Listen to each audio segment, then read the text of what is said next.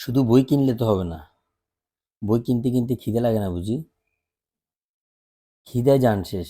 কত হাঁটবে তারা? একবার বাংলা একাডেমির ওই প্রান্তে হাঁটলো, আর একবার এসে সোহরাওয়ার্দীর মাঠে হাঁটলো।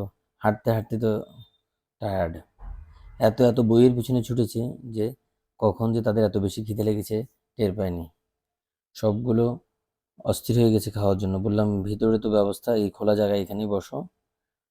তো যাই হোক, ওদের সবাই মিলে যে খাওয়া দাওয়ার ব্যাপারটা আসলেই অনেক আনন্দদায়ক ছিল। কারণ সবাই একসাথে হয়েছে অনেকদিন, কাজিনরা সবাই মিলে। এইসব সময় আমাদেরও অনেক ভালো লাগতো, বিশেষ করে ছোট বয়সে। সবাই বই কিনলো, ঘোরাফেরা করলো, তারপরে খাওয়া দাওয়া করে বাসায় ব্যাক করলাম আমরা। সময়টা খারাপ না, ভালোই কেটেছিল। আর শীতটাও অত বেশি ছিল না, মোটামুটি টলারেবল লেভেলে ছিল। তো যার কারণে বাচ্চাদেরকে নিয়ে খুব বেশি টেনশনও করতে হয়নি। আর জায়গাটা অনেক প্রশস্ত ছিল, খোলামেলা, এই কারণে ভালো লেগেছে। আল্লাহ হাফেজ।